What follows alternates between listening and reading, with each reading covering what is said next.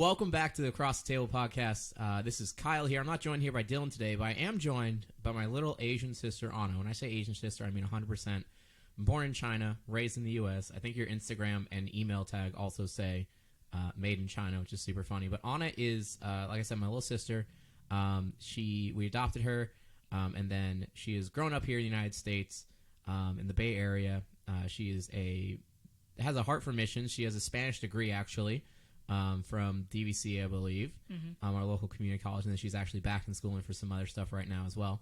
But with that Spanish degree, she also has a huge heart for missions down in Mexico. She's been a big part over the last 10 years, continually growing part of the missions team down there in Tijuana, and then, of course, its surrounding neighboring cities as well. How you doing, Anna? I'm all right, thanks. That's good to hear.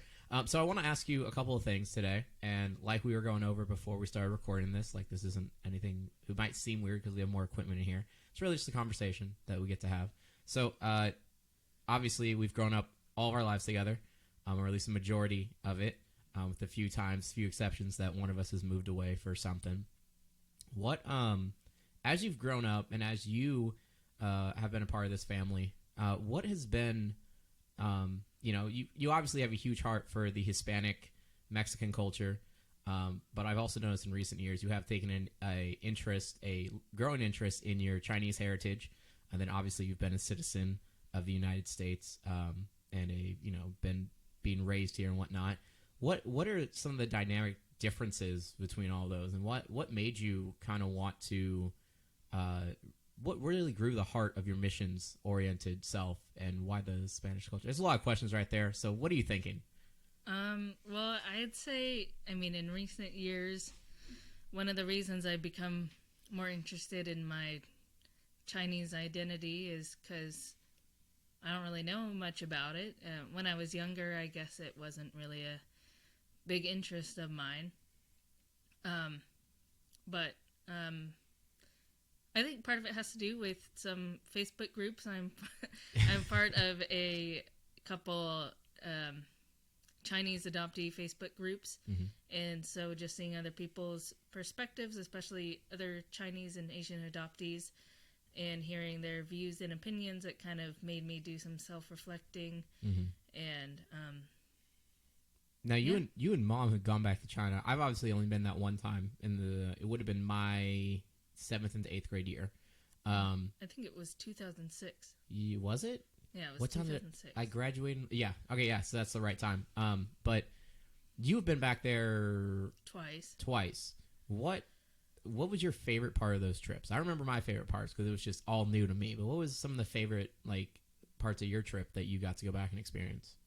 Well, those trips, the first one I was 8, the second one I was 9, so... Was it really only a year apart? Yeah, I don't really remember that much, but I did enjoy, I guess, just being around a bunch of different people that looked like me, and then, especially with the adoptee trip, it was kind of neat just being with a bunch of other Asian adoptees who have my same story and understand. We just have this sort of unspoken understanding of each other and our histories, although each adoptee, regardless of where they're from, has their own unique story. But I'd say personally, compared to if you compared Chinese adoptees to even other adoptees from Korea or other countries, there's just a big difference because of the history in China and the one-child policy. And even though it's kind of sad and stuff, it's sort of nice to have people who understand it and have all come from the same place. Right. Well, and one of the weird things, like you said, it's very sad, the one-child policy. But one of the, and this is super selfish, one of the blessings that comes with that for me is obviously we wouldn't be siblings and have all the funny moments that we get to have together if that policy was never put in place. And again, super sad that it exists, and definitely detrimental and for everyone that has had to suffer under that policy. But the little bit of light that there is in it for me is that I get to have you as my sister, and then through that I've gotten to experience many different cultures as we've also gone to Peru together, Cabo, and all throughout Mexico, done a ton of mission stuff too. But we've gotten to travel the world, and that wouldn't have happened ever. We never have this family dynamic. You probably won't have those tattoos, if those things had never been in place. So it's one of those weird blessing in the midst of almost a curse. Thank you, I guess. Yeah, thank you. It's cool. So what, going to stem off of the, anything else you want to say actually on the Chinese culture, or what drew you towards it, or what you found interesting in all this, especially with everything going on in the world right now? What are your thoughts? Well, I guess, I haven't personally really felt this, but one thing I notice in a lot of adoptees' posts and stuff is just a feeling of loss that a lot of people don't think about, because sometimes, well, a lot of the time when people think about like adoption and stuff, they think that the adoptive parents are like rescuing these kids, and like in some way it is, but at the same time, the kids are also losing a large part of themselves. And there is a possibility to like find out about your birth families and stuff like that, but it's just really challenging and very unlikely. But at the same time, I'm still thankful and blessed to have grown up where I am. And I guess segueing from that is growing up in America, more specifically like California and the Bay Area, where there's a lot of diversity. I felt like I was just given the freedom to explore lots of different cultures, and like growing up being born from China, but then being raised in like an essentially like a white family. We're so white. It's not even funny. I felt and was given the freedom to kind of explore other cultures too. I mean, like our mom and dad are open to other cultures, and like obviously with the three of us, so, yeah, it's been really interesting, especially growing up. I think one of the coolest things, like, I just always call this our rainbow family, despite any of the other claims I would have made as we were growing up. Being part of a rainbow family is actually really cool, because we are open to those different kind of cultures, and not for the sake of just being diverse for diversity's sake, but it's just really cool that mom and dad just adopted each one of us, and obviously it was kind of orchestrated in a supernatural way for a reason. And as we continue to grow and live life together, and experience family-wide challenges, especially now, it's interesting to see how we've all grown up, still have to grow up a little bit, and have, even though we're all so blatantly different in every regard. I don't think there's very little you, me, and Michael all share in similarities. Except the last name. Except for our last name. But yet we're still all family. We treat each other as such. We definitely get on each other's nerves. I know I get on your nerves, and Michael gets on my nerves. And, and I get on Michael's nerves. I guess I'm just the problem here, is what it sounds like. You have a couple of very unique gifts, talents. One of them is just, you're just funny. You're just people like you. You're very welcoming. People want to talk to you. And that's one of the things I noticed when we went on like those Mexico mission trips, and we got to visit you as you were a missionary. What was it like? What's some different perspectives maybe you've gathered from living there for months on end, from weeks, from interning down there, from being a full-time missionary, all your experiences down there? What do you think some different perspectives are that you've gathered and been able to grow from, that maybe someone like me who, I go down for a week at a time. I might go visit for vacation, to visit you on a mission trip where it's very short term.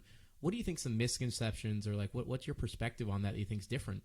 Well, I would say from actually living there and being part of the Tijuana community for a while, I would say that in comparison to, our hometown, I guess, that a lot of Mexican people are a lot more friendly and welcoming in a certain kind of way. Like, I don't know if you've heard of like the term, like, I don't know what it is. It's like East Coast coldness or Midwestern friendliness or something. I don't know what it is, but like, I know about what you're talking about. In the U.S., there's like certain regions where people are just more inherently cold to There's each that other. stigma, yeah. Like in New York or something like that. They just don't talk to each other. Or like in the Midwest, that people are just tend to be Adam more... and Katie, yeah.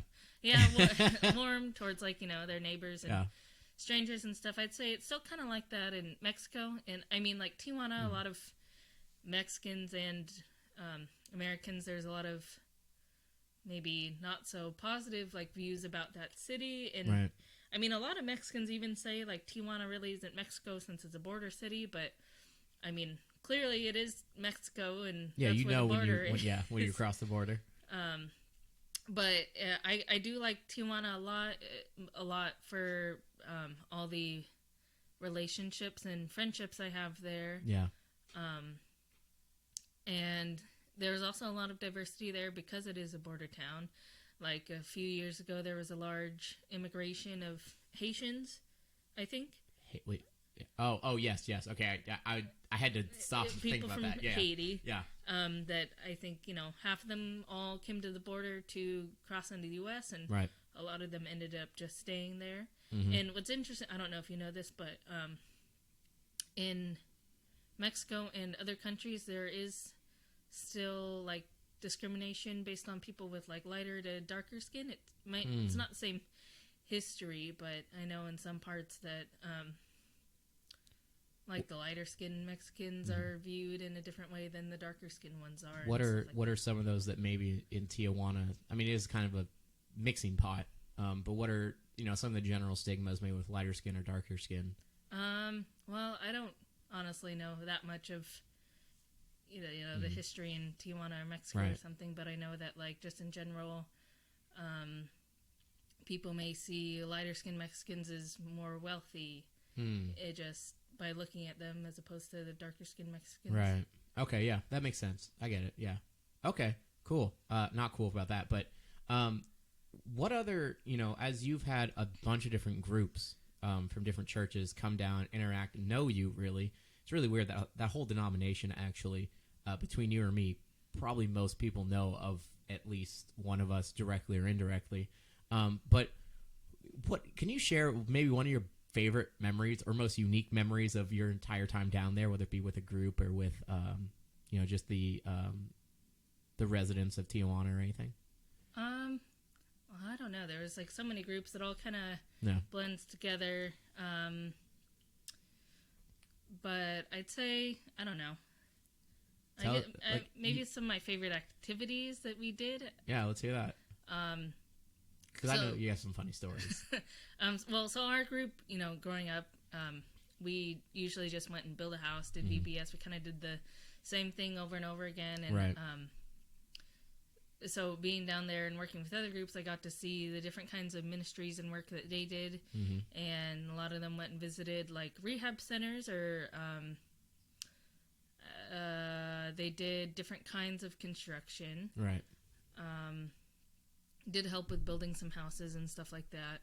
Yeah. I think maybe some of the one interesting thing I noticed is that, I don't know, me being Chinese and being able to speak pretty good Spanish. Does it confuse people?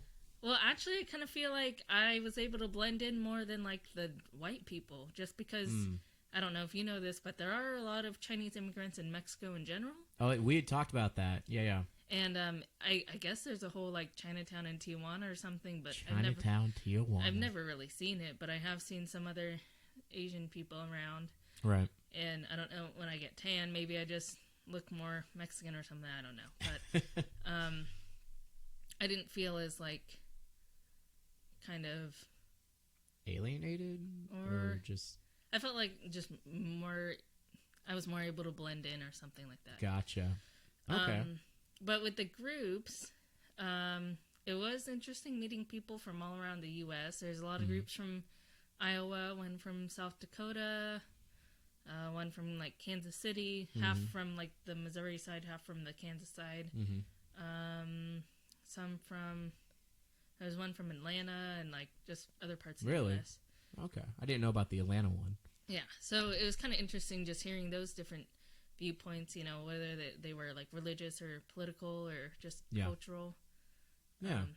I know one of the things when I got to go to Atlanta, Georgia, one of the things I know is kind of in tangent with like had you said the Midwest stigma, and obviously with the Mexican Hispanic culture of just like being more welcoming and friendly. That's one of the things I really experienced when I went to Atlanta, Georgia for that pastors conference, Orange conference, and it was like I didn't want to leave there.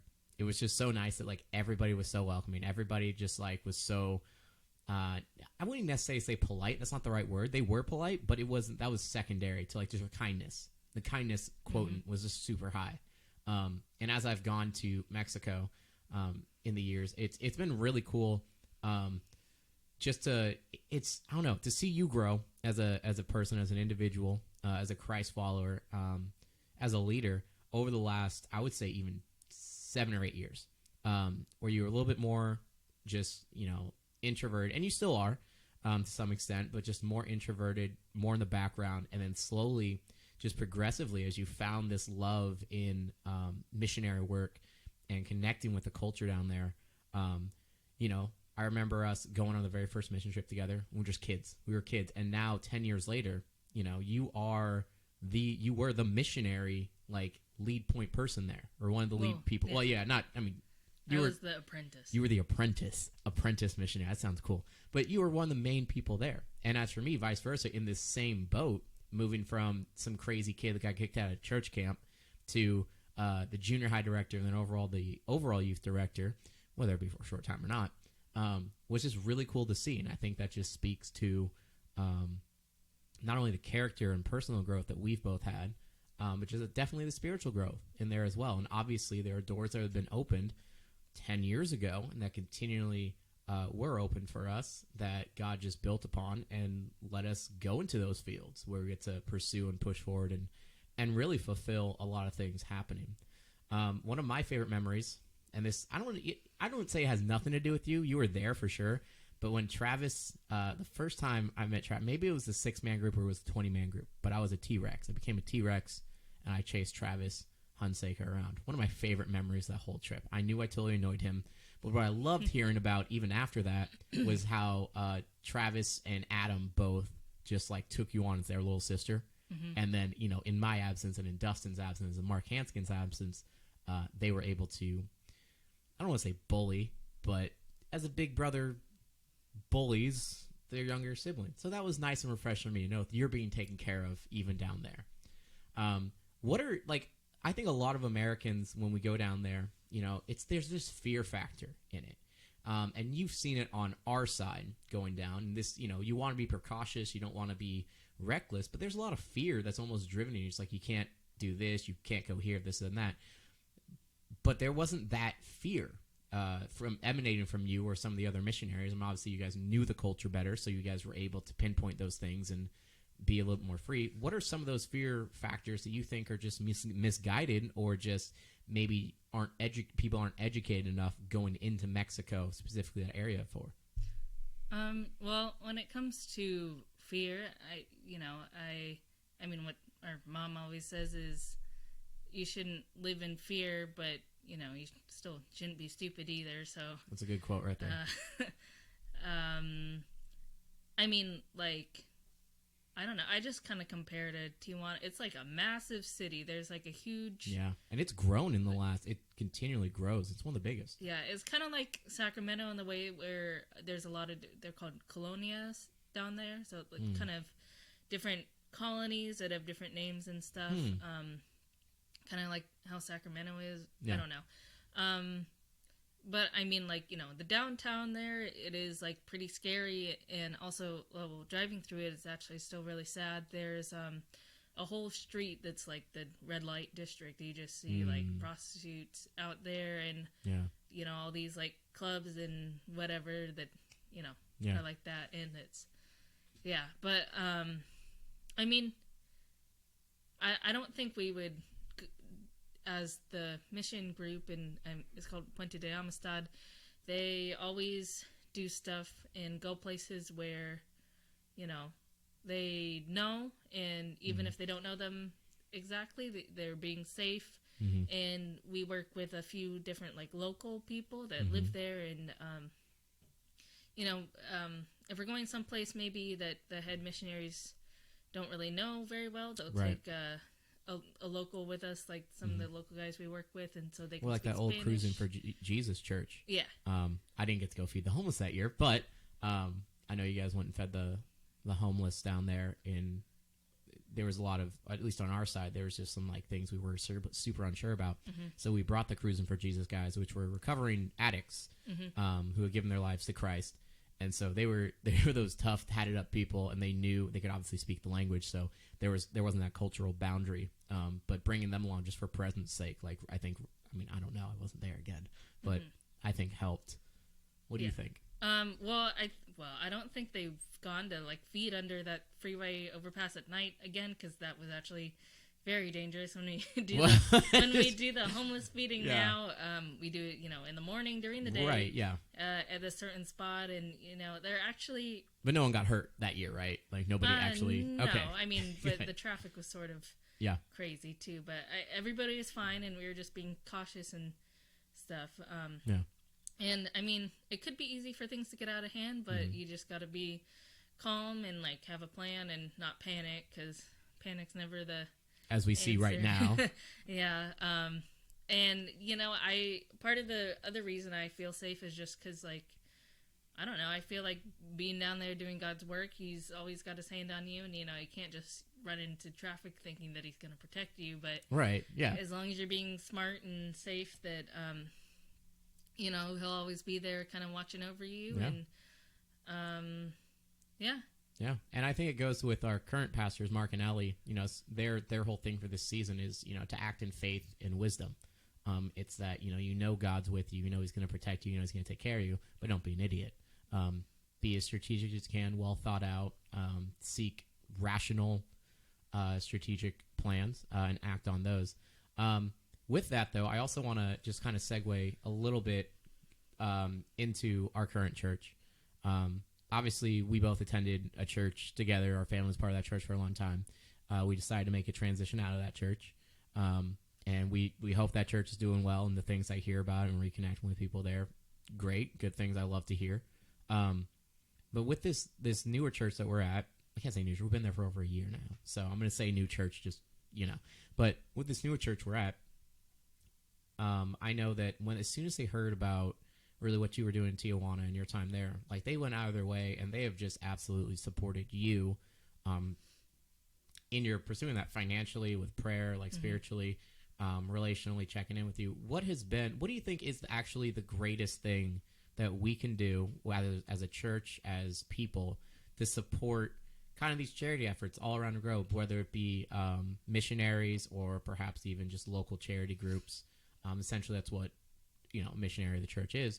What's the greatest asset for you guys? I would say the two greatest assets actually for you guys to be able to move your mission ahead and be able to free up yourselves to do what you feel like you're called to do.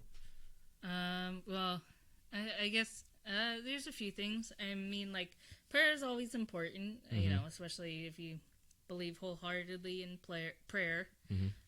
Financial donations are definitely needed, but I know that a lot of people get turned off when talking about like money and stuff like that. But as for missionaries, they don't really have an income. Their income is mostly donations. Yeah. And I don't even know how many people know that. Well, I know as you were doing it, you raised a ton of funds, but also you saved up a ton of money as well, or a fair amount. You saved up money for it. And it was essentially it was a lot of it was coming out of your pocket as well. What else can people do? Maybe just spreading awareness or good information. I don't know. I guess, the word missionary in general sometimes gets a bad rap. It's associated with certain people or religions and things like that. And whether or not you believe in God or a Christian, we're giving homes to people. That's one of the things you were doing. Yeah, the specific missionary organization I worked with, they're spreading the word of Jesus and they want people to get saved. But at the same time, they're also doing things like feeding the homeless, providing homes for people in need. Also the clothing, the donations that we would see, going into Mexico and into those communities was phenomenal. I remember one year we went, Mark Hanskin took his shoes off and gave it to a man who had no shoes. He like literally gave him the shoes that he was wearing. And I just remember looking at that and be like, that's what it means to be like, to be a Christian, but to like be, you know, a missionary or in that line of work is like, you're given everything that you have. And I'd say another important thing is we're also building like community, with people that may not otherwise have the chance to have it. Right. And relationships, like, you know, it's called Puente de Amistad, which means bridge of friendship. And I think that's one of the most important goals that we have, is to build relationships and friendships with people. One of my favorite ministries was the Women's Rehab Center. I don't really know why, but like, I mean, I personally haven't, you know, had to go into rehab. We got to go visit last year. I think our family came and visited. Yeah. And I think just, to me, I feel like when people think of rehab centers, most of the time they think of like men's rehab centers, and obviously, you know, men, women, and young people need rehab everywhere. But something just about like the Women's Rehab Center and like the story, really, like, I don't know, I connected with it. Not because I've had a good rehab or done drugs or anything like that, but I mean, short story about like the history of that place is it was essentially started by a woman who was like addicted herself, and I think it was her parents' house, and there was a room where she just self-quarantined herself in and like went through what do you call it, like a detox. And then after that, I don't really know all the history, but she basically went and opened up to other women who needed like drug rehab and stuff. And I think they can come and go as they want, but a lot of them like choose to stay there to get clean and stuff like that. And it's just like a really nice community to have. Yeah. And they were super welcoming when we went there. And it was just really great to see, you know, people take that and they use those resources because they want it. They want help, and being able to go down there and help them with resources, financial, and that relationship aspect that you said, which is super important. I'm learning this season of my life, like how important relationships are, even though this quarantine has my internal clock all wonky, so I never wake up at 9 a.m. for Zoom church. But yeah, I think that relational aspect and seeing the relationships that you've built there, and not only there, obviously, as people come to know you all over. You know, I have friends in Oregon that like all of a sudden they're like, "Oh, you're Anna's brother," which is weird for me to hear because usually it's like, "Oh, yeah, Anna is my sister." It's like, "Oh, you're Kyle's sister." It's like, "No, now I'm your brother." And that's for me that was a weird thing to hear at first, but it's really cool. And well, actually, before you move on, I did remember one of my favorite. It's not necessarily like a particular story, but one of my favorite groups that I got to work with last year. It was a new group. It was a college youth group, kind of.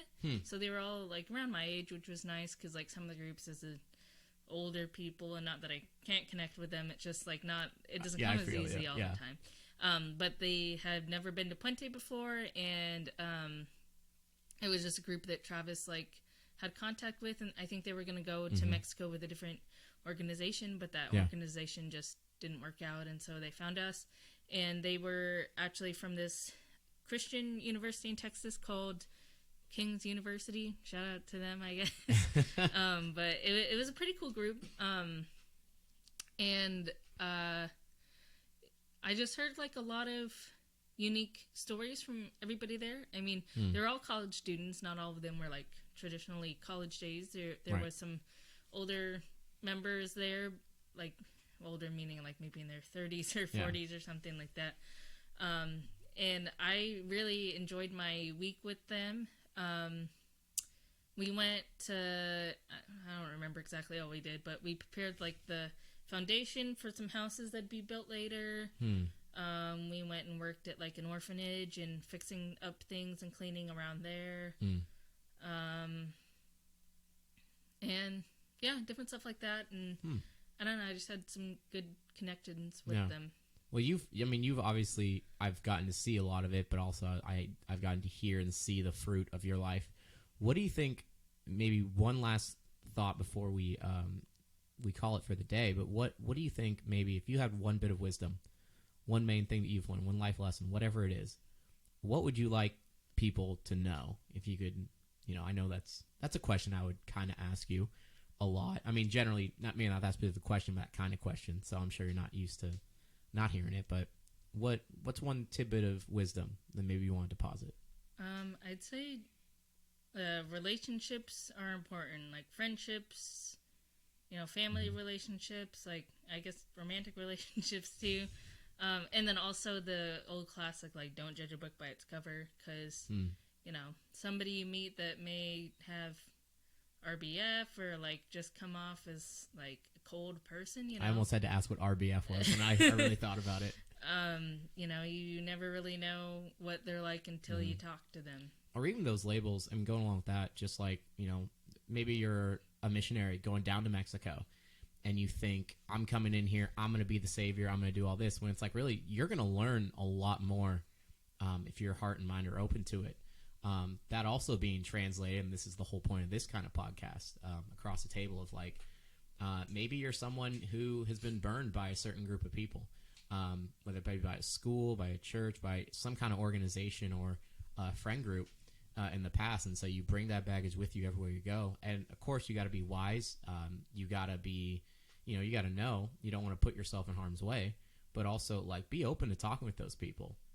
Maybe down the road, different people, but maybe they share the same group name or whatever. But just be open to talking with them and just trying to connect. You don't have to, but that would be something that I think would really help, really the world, but ultimately your lives, your neighbors, and the world. So with that, Anna, thank you so much for coming on and agreeing to this. I know you didn't want to initially, but Mom and I talked you into it. This is Anna Giffin. This is also Kyle Giffin here at Across the Table Podcast. Thank you so much. Make sure to like, subscribe, all that good stuff. And stay tuned for our next episode. Make sure to check out those rant casts with me and Dylan as we just talk about literally the most random stuff. Thank you so much. Peace out.